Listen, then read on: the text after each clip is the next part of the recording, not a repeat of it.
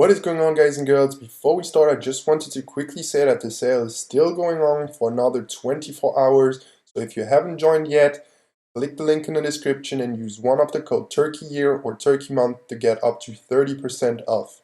I'll see you in chat.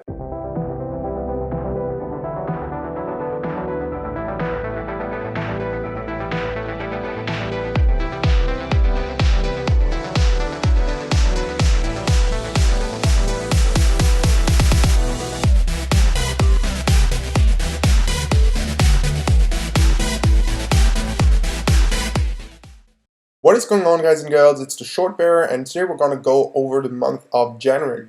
I posted a couple of times on Twitter that this month was going to be probably my best month ever, and that's exactly what happened in the end. So in this video, I'm going to go over basically the daily P&L, the weekly P&L, the monthly P&L, kind of overall where I'm standing, and I'll go over some chart as well as what I feel I did good and what I can still improve on, in my opinion. Let's start. So first of all, this is kind of the daily P&L in the sense that I was green nearly basically the whole month. So on Tuesday the 5th, I had a red day, unfortunately, but it was very manageable losing day, as I'm going to show you just after. Overall, it basically looks pretty much exactly the same as my previous best month, which was on in April actually.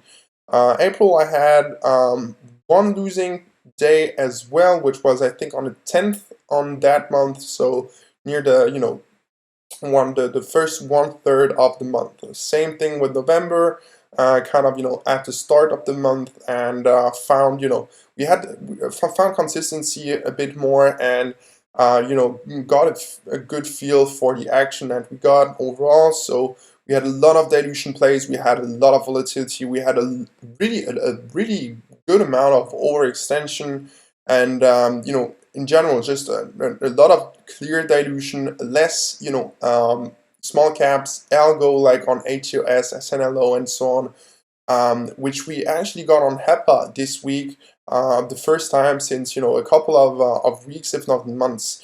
So, yeah. By the way, on Thursday the 28th, the market was closed. That's why there's nothing there. So, not because it was a red day or whatever, it's just, the market was closed, so couldn't trade there. So, this is where, sizing comes in, I think. So November, was not that different to April regarding the stats. I improved on my RR system, pyramiding system that I always talk about in chat. And basically, I consistently sized up. And I waited, for the perfect opportunity to really test out the new things I implemented in my trading.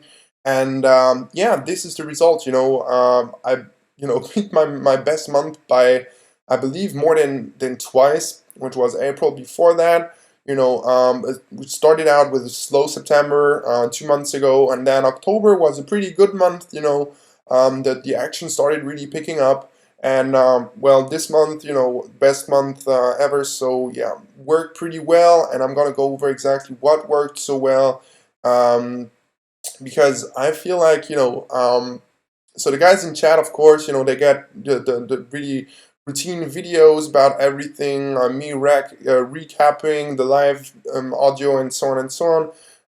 But I feel like a lot of you guys on Twitter maybe don't know exactly why this month was so great for small cap traders, at least that trade dilution stocks. And of course, there are going to be guys that didn't do well, but I think in general, this month was pretty great for the type of trader that looks for dilution and just crappy stocks that fade. So for all day faders, basically. So daily P&L, that's it. So as you can see, I had a couple of days where I ended up the day just a slight green, where it was basically like I've got one winning trade or ticker, and then two, three losing tickers, which put me near break even. Respected all the rules on those days. That those are the days where really rules get tested, where it's like you give back profit and you're like, oh damn, I really want to be green today. I really want to make money, and that's the wrong mindset. So when I see that and I see, all right, today I'm not feeling it. I'm just gonna start sizing down once I get to the first losing ticker, two tickers, and everything from three tickers that I lose on. It's just usually it's not only the stocks, it's also me myself, because I am choosing to trade those stocks and I am losing on it, despite the data that I might have on those stocks. So there's something wrong with me and the rules, and on those days I try to slow it down and look at the big picture, because I know there are trades that will be coming. So the month started pretty slow, small green day, and then the second day a bit more, um, and then the third day was a losing day, so not a great start actually to the month, because the third day kind of took away the gains from this first and second day, and a bit of the last week of the previous month. And just after that, on that day I remember it pretty well. I was looking at the charts, writing down the mistakes and all, and I started getting into a bad mindset at first, right? Where it's like, this month it's just starting really slow. I thought the action would pick up, and then it took a few hours just to chill a bit and just to look at the stats, exactly what I did wrong, and formulate new rules and a new plan on how to attack this month and how to size up if I get the opportunity, because I really wanted to have a clear mind, to be on the best level I can be at, to just excel, so get into the best mindset and the best psychological level, basically. So fourth day starts picking up, consistency then picks up, where it's like the first day I'm not gonna go in full size. I had a red day yesterday, I want to get back in, I want to be stable to really start sizing up. So as you can see, that's kind of the trend. So I start easy, and then one day later I start sizing up a bit. Nice winning day, and then a third day again, and then a couple of days where it's like we didn't have much opportunity, and then I'm still waiting. I know good setups are going to show, or are likely to show, at least that's what my stats are showing me, basically. And then start sizing up more, the profit starts flowing in, and then I'm really starting to be just in the zone, basically. So I had a complete straight week green, and then I see the setups that I really wanted to see. I see that they really are moving. I see that I've got a really nice potential profit target there. Then I start sizing up. This week again completely green, and now I'm really waiting for the best setup I can possibly get, and we get that day I was waiting for so long, beating my, so this was near my best day ever, I believe. And then I just blew it out of the water, kind of, where it's like everything just worked exactly like I wanted it to. The stock did exactly what I wanted. The filings were perfect. I got shares. It was hard to borrow. And the news was so weak, and we had those other catalysts that really put everyone on the same side, and I really had a lot of conviction. So hit it hard on that day, worked out fine. Then the second day, I was like, all right, let me, on that day I took even more time than on that losing day, because the thing is, when I win big, I give back some of that profit, so 30%, which is completely unnecessary. I don't mean like giving back like in having a normal red day, but just stupid stuff that shouldn't be happening. Over trading, getting in the wrong stock, not trading my niche, adding at the wrong area, making mistakes, entering a stock that I didn't want to enter, things like that. Where it's like you had nice winners and you start just slacking a bit, because you're like, it's easy, right? And when it gets easy, when you think you're the best and whatever, that's when at least I usually lose a lot of money, or unnecessary money at least, which is even worse. I feel really, I don't feel bad losing money in general. I feel bad losing money the wrong way. So when I don't respect my stops. So usually losers, they're part of the game. One third to one fourth of the time I'm going to be wrong, and I'm completely okay having drawdowns if they fit the pattern, if they fit the criterias and my strategy. But if I start doing really stupid stuff and I start not stopping out and so on and so on, that's when I really get mad at myself and I get into a bad mindset basically. And on this day after the big winner, I was like, all right, this time I'm not gonna be an idiot. I'm not gonna give it back. I'm gonna focus on good trading. If tomorrow there's not no trade, I'm just not gonna trade at all. I'm not gonna be looking to trade more just to make more profit. I'm just gonna focus. So second day came in, with a good mindset. I felt ready. I felt like I had everything under control. And then, that one trade. So that day was a PDN, I believe, and that day was ARAV. So ARAV, and I saw it right away, and I was looking at those tickers that ran over $10, and I really wanted to find the one ticker that was different to all of those, but still where people would think it's the same, and that was that dilution ticker. I made a complete video talking about that one, I believe last week or the week before, so check it out. It's going to be in the description or shown right now.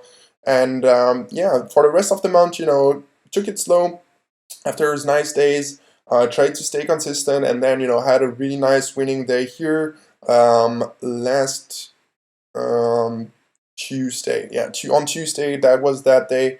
Again, really nice winning day. Nothing particular, just following the rules.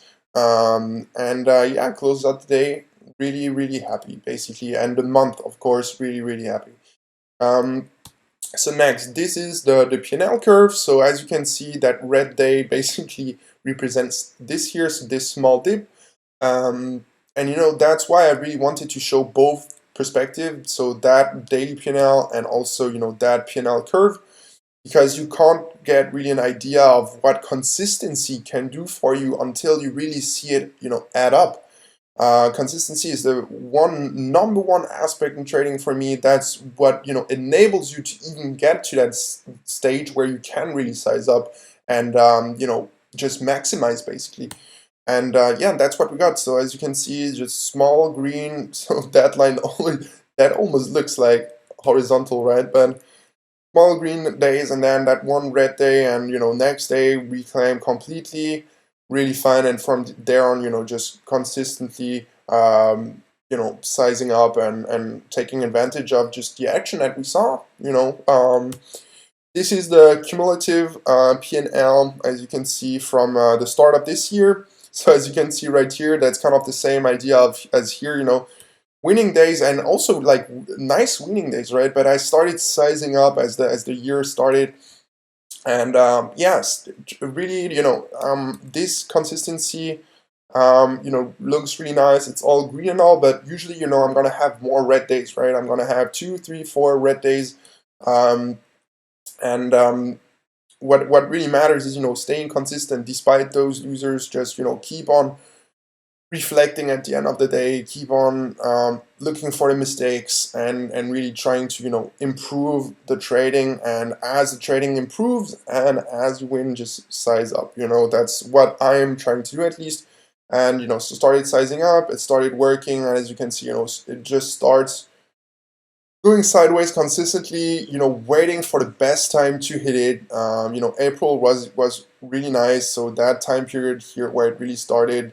And then I had some bigger size. So despite April being such a really nice month, where it's like I'm always almost green the whole month, the size was smaller. But as the month went by, and I realized, all right, this is really working out exactly how I wanted to, and I sized up. I had new size, right? So despite losing more the next month, it starts going sideways, and it's basically the same rate, because the size kind of made up for the more red days. So basically the size allowed me to stay on the same level, which I didn't plan really. I planned on sizing up and all, but I didn't think it would lead to such a nice winning rate basically. And from there, those months, nothing particular, just normal trading, waiting for the hot market to come in, and then started working. And since January right here, really started going parabolic. I've been waiting for that the whole year, and it worked out exactly like I wanted it to. So really nice. Have a plan, follow through, and just believe in yourself, and you might be able to get the same results. And I'm not saying those are the best results. Like, I made a lot of mistakes. And I definitely see a lot of improvement, um, potential improvement. I could still implement my trading. I'm not nearly ready to say that I'm done, and I think I'll never be. All right, so this is the ticker list. All right, performance by symbol, my top 20 for the month of January. All right, so only that time period, as you can see. ARAF, so the one ticker I was talking about that got into the 28 area, and then I shorted and covered into the teens, so low teens to single digits, was my biggest winner, followed by APDN and its offering, which I had a lot of conviction on. SIEX conviction play as well, super nice dilution, stats, news, everything lined up, so I hit it. MYOV, same idea, big ticker, everyone, the whole crowd on the same side. HEPA, really, really difficult ticker on this one in general, I mean, and I really, tried staying away when it was unclear, which is a thing, I really tried improving on, where it's like, the ticker, I'm really interested in that ticker, but it's just not the time to hit it right now, and I feel like I did a great job managing that. SVET, known ticker, crappy ticker, really nice. WAFU and BNGO were those tickers that gapped up from below one, and that didn't stop halting the whole time. BNGO, first ticker I started learning from that action, and focusing on finding the next ticker that people would kind of use BNGO to compare to. And that was, WAFU, so really nice ticker there as well. PSTV, I mean, the known dilutive ticker. So as you can see, all those tickers have, the same thing in common. The best tickers, those are the tickers where everyone's on the same side and dilution is in and the plan just works out, right? So where everything just lines up plus the crowd. And then the tickers that are the best below that are the ticker that have the dilution in news, but the crowd is kind of like 50-50, right? Where it's like no side is really taking completely over. And then we've got those tickers that do something really particular, like the $1 stock or the below $1 stock that start halting and going up 600%. And from there, we've got the really kind of known tickers where I want to use size, but nothing really particular, where it's like I can't miss this. This is the opportunity I'm waiting for. Those are kind of tickers we see over and over again. Those are the tickers that are going to put you green on the year, consistently green, but not the tickers that will make your year. That is what the other tickers, the few top tickers, are for, right? So this is only for the month. And then we've got, the stats for, overall my trading. And as you can see, SIX, top ticker. I didn't think SIX would be my top ticker, to be honest. I really thought that I had beat it with ARAF. But, SIX, I mean, that's only this month's performance. So, you've got basically from here to there, that's what I made prior to that. All right, and that just added up because SIX is a name that we keep on seeing, trade that name, at least like 10 times. Yeah, that's why this ticker is first. Just consistency, at least, once more, it proves the point. Consistency really matters. After that, ARAV, as you can see, top one of this month just takes, one day, and it just takes over, over BYND, over, the SES trade. So SES, as you know, that's the ticker, where we had the slow period, and that kind of started off, the more hot market. took it long, so that's really an improvement for this year, where it's like previously I only got short. SES was a long trade, a planned long trade based on the short thesis so many had, which in my opinion was wrong. Took advantage of that. Then APDN, HEPA, those names really, and HEPA, same thing, right? So HEPA is only here, and then you've got basically the rest. So HEPA is a name that I also traded. Because HEPA was another ticker before that, and I traded it, and as you can see, it adds up, just consistency. And yeah, that's it for the symbol performance. So I also wanted to talk about the losers of this month and what exactly I did wrong, because so many people recap their month. They're not really showing you the whole truth. They don't really want to show you the losers and the bad side. The bad side, of course. But in reality, the bad side, or what they think is the bad side, is the side where you can learn the most from. And the more you learn and you understand that using tickers are actually what will boost your performance once you solve those mistakes, the more you're gonna profit, and the more you're gonna avoid those traps. And the things about using days and tickers and all is, it's not only about avoiding those, but the thing is, and what most people don't realize is, if you have a losing day, you're going to be affected by that the next couple of days, right? Where you might, so it's not only that losing ticker, but it's also, using less size the next day on the ticker you should have had size on.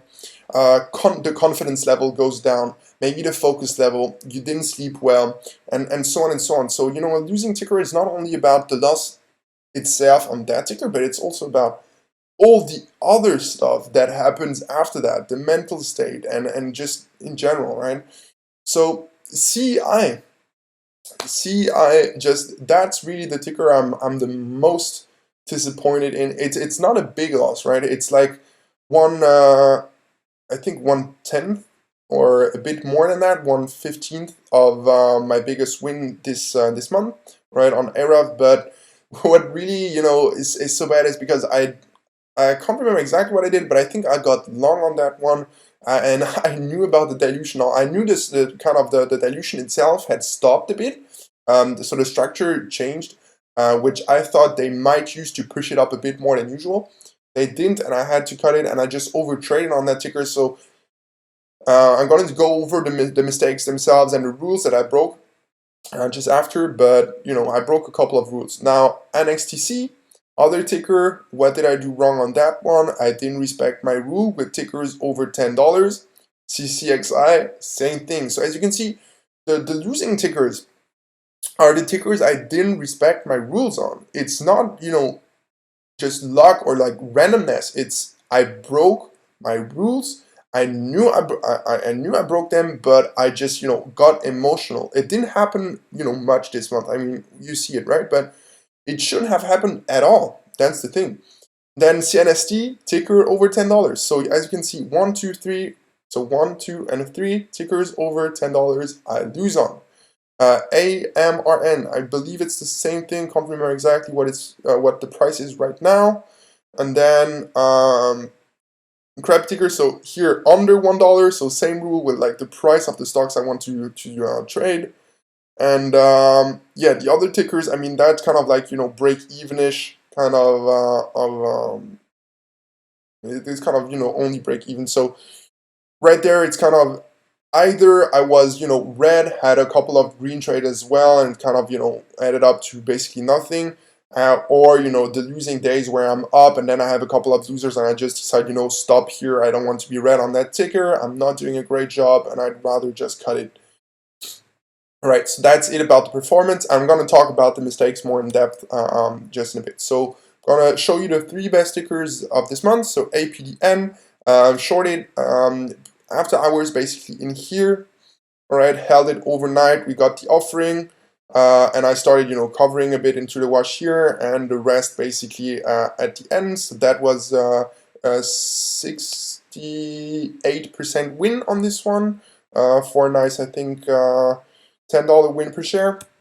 And then ARAV, problem is I can't show you the trade because TraderView didn't implement the pre-market chart, as I've been telling them for so long now.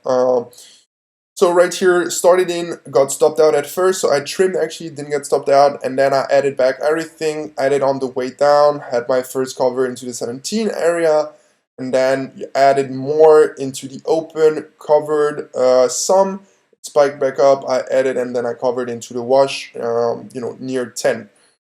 Really, really nice ticker, really, really happy, best trade ever. Unfortunately, I can't show you more, but as I told you, I made a specific video about this ticker last week, so check it out, it's in the description.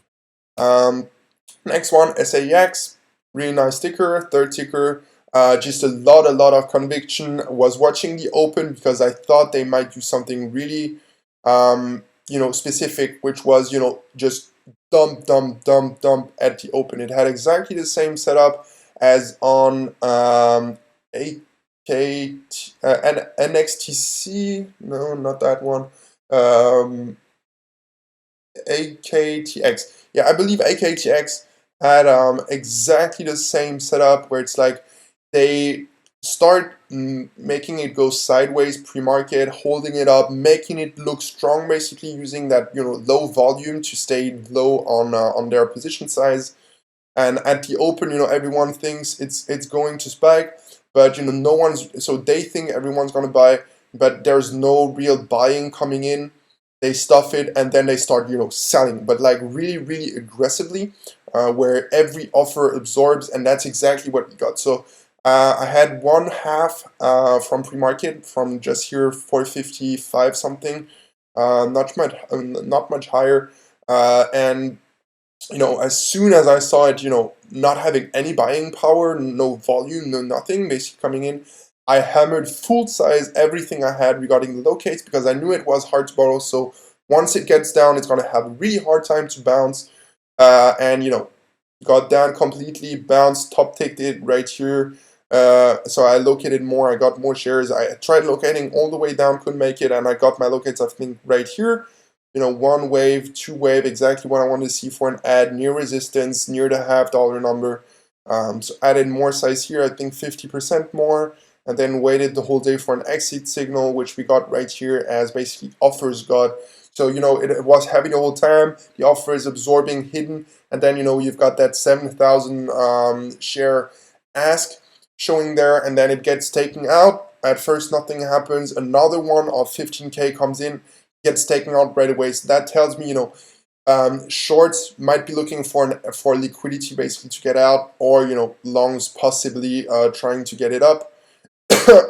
Sorry, and yeah, that's what we got. So as soon as I saw those offers being there, we had a nice offer near 250, so a couple of stacked orders. So I just hit everything out of there because I was like, it's getting near the average bounce time for the all-day faders, and at the same time I'm not seeing the selling pressure I really want, and we've got those big offers, and I'm afraid that I won't get the liquidity to basically cover once it starts spiking.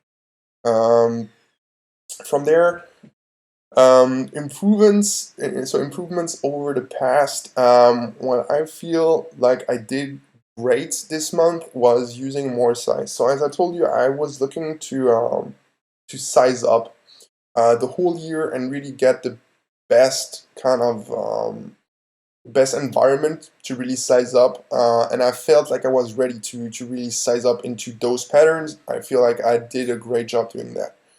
Pyramiding and building out positions, it's a thing that one guy in particular on Twitter kind of reminded me of. I was talking to, at some areas I didn't add anything, or I was looking for covers, potential partials without any reason, where it's like the trade is working out exactly like you wanted to. It's working exactly according to the stats. Why the hell are you not adding size, right? Because you can move the stop down at specific areas that you need to track that, right? Without tracking, you're not going to add any data points. But with my data, it showed, all right, you can move the stop down now. And, I felt like, all right, I'm in good size right now. Going to move my stop down and have, less risk on, or, be safe where it's like I'm in the green and my stop as well. And what I did is basically add at those spots, right? So add more size even where it's like, all right, now if my stop hits my new stop, I'm going to be break even instead of green. But at the same time, if it goes down exactly like I expected to, I'm going to be up so much more, right? I want to maximize the positions. And with this month and the volatility we got, that was the best environment to really to get exactly that basically. And I really pushed, which means for me, I'm super focused. Pushing is not only sizing; it's being super focused every single day, being in the best mindset. And because of that, and because I was ready since a few months, where it's like I'm waiting consistently to hit it, and waiting for the best environment to really do that. That allowed me to push, and the pushing itself was really nice. I think on my part, where I knew right away this is the market I want, and I pushed because of it, and not because of my emotions. Now, I also accept being wrong more quickly. I feel like this never was a big issue in my trading. I'm okay with being wrong, just because I'm not basing my wrong acceptance on emotions, but on my data, right? It's not me that is wrong. Usually, at least if I don't make mistakes, it's or I am wrong, but it's according to the stats, right? It's not I'm wrong more than usual. It's just I'm gonna be wrong 25% of the time, and I'm all right with that. And I feel like I accepted being wrong more quickly. I wasn't looking for those big winning days or even a winning day at all. Actually, I just traded what I saw, and I traded the data, and I think I did a good job doing that. Um, the mistakes I made, and I still make them. Those are kind of the mistakes that come over and over again in my trading. I don't stop at the planned 3 losses. That means, so as you know, I add to my size right. I work with a risk reward based ratio. This month, I didn't talk about that either yet, but this month, my average winner was more than 5 times bigger than my average loser. All right, that's how I work with my trading, right? I don't want a super high winning rate. I want more moderate winning rates and high expectancy regarding risk to reward ratios, because that allows me to never have to take big losses. Um, at least if I respect my rules, right?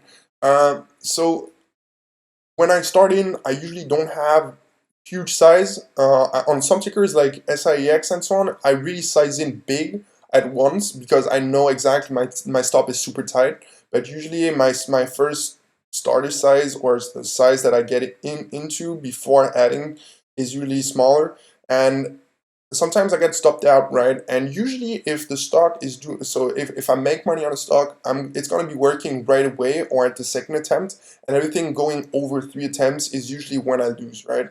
And I feel like I didn't do a great job every single day, at least respecting that rule, where I took more losses in a row than I should have, because that would have stopped me from taking the unnecessary losses after those 3 losses, right? After that, that kind of goes hand to hand, over trading, right? So not stopping at those losses, kind of staying at the monitor and trading that. I did a good job overall, but within those mistakes, within those days where I don't perform at my best, I feel like I overtraded, and I need to be really honest with myself and with you guys that are following me along, because I feel like you need to really get the full picture. And I feel like that's something I still can improve on. It's getting better and better and better and better. And at some point, it's going to be like nuances, but those small things can make a big P&L difference.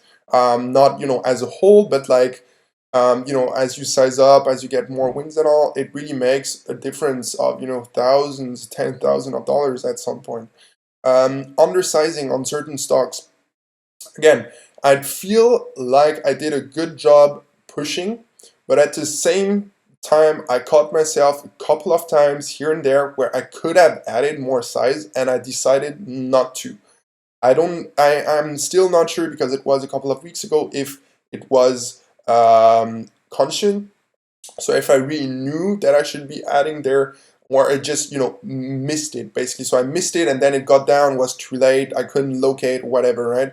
And it's a thing I wrote down for the last week because I didn't want to miss that anymore.